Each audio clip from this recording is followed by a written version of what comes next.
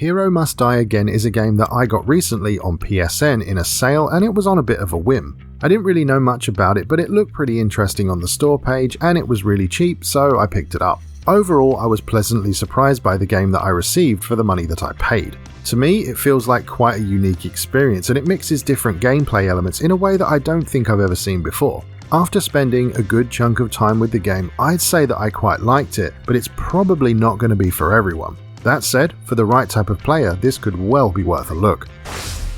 So what is the game all about and why should you care about it? Well, in terms of genre, it's a side-scrolling adventure game with a mix of turn-based JRPG combat and roguelike elements. In most RPGs and roguelike games, you start with a weak character who needs to level up and get stronger over the course of the game or across multiple runs. The main gimmick here is that your character starts the game as an overpowered hero with lots of money, strong spells, and legendary gear. Then, over the course of a run, you'll get weaker, forget spells, and your gear becomes too heavy for you to carry, which means you'll need to find something smaller and weaker to equip instead. The story of the game is actually built around these mechanics. You play as a renowned hero who defeated the demon Guile, but unfortunately died in the process. The gods of this world witnessed your great deed and they decided to grant you 5 more days to live so that you can get your affairs in order and get some closure. It's these 5 days that you play out as a roguelike run, and as I said, you grow weaker based on what you decide to do within those 5 days. The game features over 50 different funerals, which are basically this game's endings, and they vary greatly depending on what you're able to accomplish within your 5 extra days.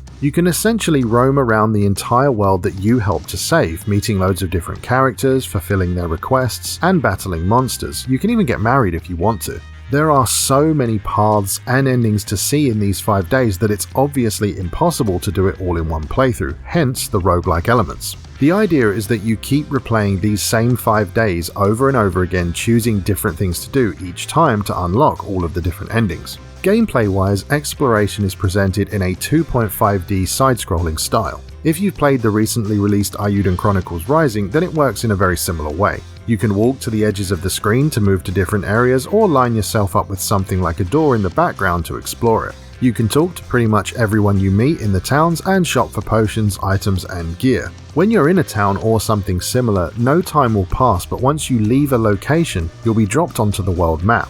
From here, you can choose various places to visit, but the further you go, the more time it will take. There are some ways around this and things you can do within a run to mitigate time wasted, but I don't want to spoil anything, so we'll just leave it at that. As you explore some areas, you'll see monsters in places like forests or caves. If you collide with one of them while exploring, you'll be taken to a battle screen. Battles consist of your typical turn-based combat and should be familiar to most RPG fans. At the start of the game, you're of course very strong and can take down most enemies pretty easily, but as the days go on, combat becomes increasingly risky as you've started to forget some of your best spells and the gear that you're using doesn't deal as much damage or protect you as much as it once did. Dying in combat returns you to the overworld map, but will also take a chunk of time for you, so it's probably best to avoid doing that if possible. On my first run, I did actually die like that quite a few times and I messed up pretty badly. I didn't look up any guides or anything like that before I started playing, so I basically went in completely blind. I ended up getting married to a girl called Flora, I think it was, and at the end of the game after my funeral, it said that she died of a mysterious illness 13 years later, and the kingdom crumbled after another 21 years had passed, so I'm gonna say that probably wasn't the best ending. Lastly, let's talk about the visuals. In all honesty, I was very pleasantly surprised when I first got into the game. It's also clean, smooth and crisp, plus the colours are strong and vibrant. On a technical level, you could say it's not all that impressive, and you'd be right, but I think artistically it's pretty well done, and it's absolutely appropriate for this type of game. I think the character designs are great, and something that a lot of people ignore in games like this, or in games in general, is the UI or user interface. I think the developers themed and framed all of its menus and UI elements really well. You'll often find that some lower budget games really don't put that much effort into their menus and UI, but here, I think it looks really nice. Overall, I'd say that the graphics aren't exactly mind-blowing, but for this type of game at this price point, I think they're more than adequate.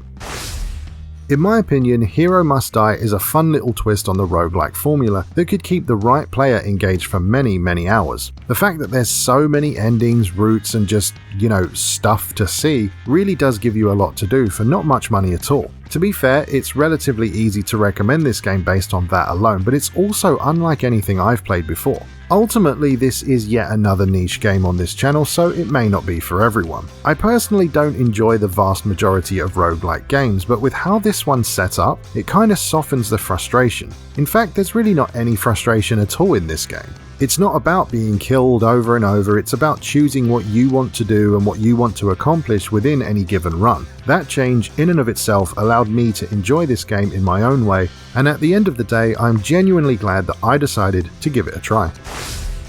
If you enjoy the video, I really hope you'll consider subscribing, and if you like what I do and want to help support the channel, please check out the first link in the video description down below.